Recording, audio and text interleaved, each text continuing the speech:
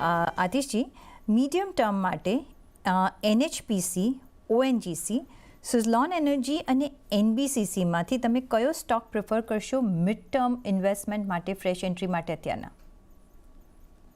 Fresh entry લેવી હોય તો આ ચારે ચાર કંપનીનું ફ્યુચર પ્રોસ્પેક્ટ તો સારું છે, બટ વેલ્યુએશન વાઇઝ આપણે જોઈએ તો NHPC જે છે એ હમણાં રિઝનેબલ વેલ્યુએશનમાં ટ્રેડ કરે છે.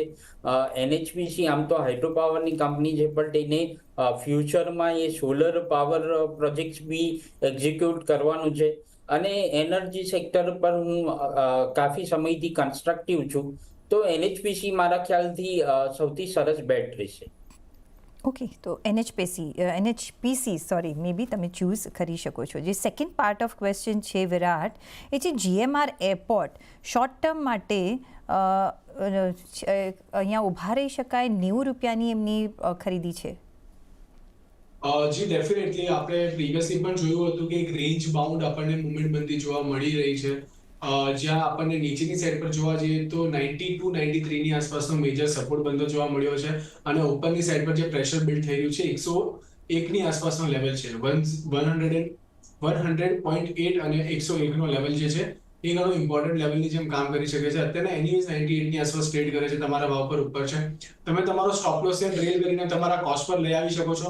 અગર જો આ 101 ની ઉપર ટ્રેડ કરવાનું સ્ટાર્ટ કરે છે તો તમને ટૂંક જ સમયમાં 110 સુધીના લેવલ્સ આપણને બનતા જોવા મળી શકે છે, તો અહીંયાથી તમને હોલ્ડ કરવાની સલાહ રહેશે. ઓકે, તો હોલ્ડ કરજો. 101ની ઉપર જો ટ્રેડ કરે છે તો તમને 110ના પણ લેવલ્સ જોવા મળી શકે છે. You are very near. અત્યારના ઓલરેડી 98 રૂપિયાનો આ કાઉન્ટર ચાલી રહ્યો છે, પણ અરાઉન્ડ 92 થી 93 રૂપિયાનો તમારે સ્ટોપ લોસ અહીંયા મેન્ટેન કરવાનો રહેશે. નેક્સ્ટ સવાલ પર જઈશું અને જે વિરાટ, જે નેક્સ્ટ સવાલ આવી રહ્યો છે એ અવધેશ સોનીનો આવી રહ્યો છે. આજે ઇન્ટ્રાડે માટે જો કોઈ સ્ટોક લેવો હોય તો આપ કોઈ નજરમાં ખરો તમારો આજના માટે?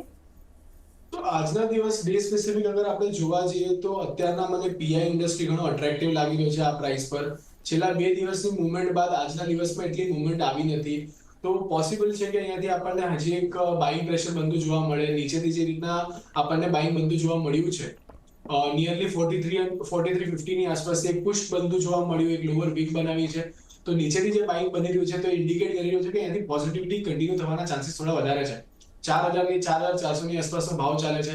ઇન્ટ્રાડે પ્રોસ્પેક્ટિવથી 50 રૂપિયાના ટાર્ગેટ માટે 4450 ની આસપાસ અગર તમારે બુક કરવું હોય તો એના માટે એક તમે ટ્રેડ લઈ શકો છો. નીચેની સાઈડ પર 4370 કે 4375 નો સ્ટોપ લોસ મેન્ટેન કરીને ઉપરના 50 રૂપિયાના ટાર્ગેટ માટે તમે PI ઇન્ડસ્ટ્રી બાય કરી શકો છો. ઓકે, તો 4375 ના સ્ટોપ લોસ સાથે તમે અહીંયા કામકાજ કરી શકો છો, ખરીદી કરી શકો છો. અત્યારના અરાઉન્ડ 4405ના લેવલ પર અત્યારે આ કાઉન્ટર ચાલી રહ્યો છે. સાથે જ નેક્સ્ટ સવાલ પર જઈશું અને નેક્સ્ટ સવાલ પર જઈએ પહેલાં વરુણ બેવરેજીસના નંબર આવતા અહીંયા આપણે જોઈ રહ્યા છીએ. નફામાં 26% આપણે વધારો આવતા જોઈ રહ્યા છીએ. જે અત્યાર સુધી જે નંબર્સ આવ્યા છે એના પર આપણે નજર કરી લઈએ. કાઉન્ટરમાં એક પોઝિટિવ મુવમેન્ટ તો આપણે જોઈ રહ્યા છીએ.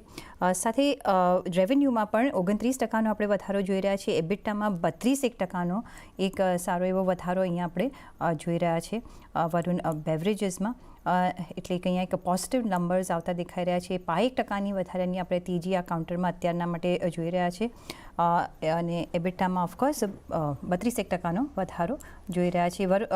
નેટ પ્રોફિટમાં 26% વધારો છે. વરુણ બેવરેજીસ ચાર્જ કેવા લાગે વિરાટ?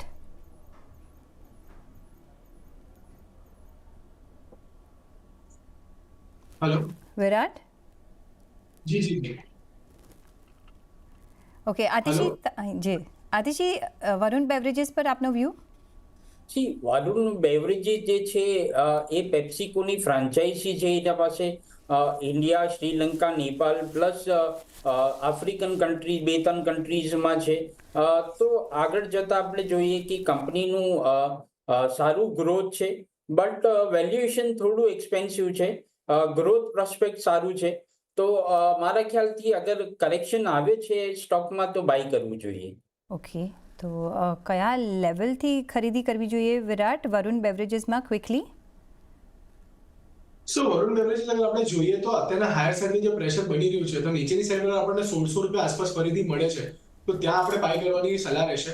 ઉપરની સાઈડ પર ફરીથી આપણે અહીંયાથી 1700 ના લેવલ ટૂંક સમયમાં બનતા જોવા મળી શકે છે. અગર 1700 ને સરપાસ કરે છે તો ઉપરમાં 1800 ના લેવલ્સ પણ ઓપન થતા જોવા મળી શકે છે. ઓકે. પણ રાઈટ એન્ટ્રી પોઈન્ટ જે છે એ 1600 આસપાસ બનતો જોવા મળે છે, જ્યાં એની 21 દિવસની એક્સપોનેન્શિયલ મૂવિંગ એવરેજ પણ પ્લેસ છે.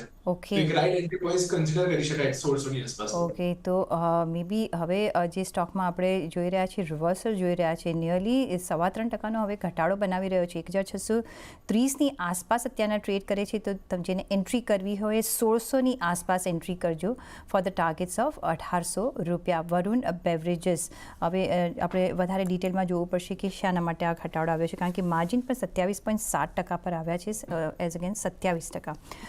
પણ આગળ વધીશું, પણ પહેલાં લઈ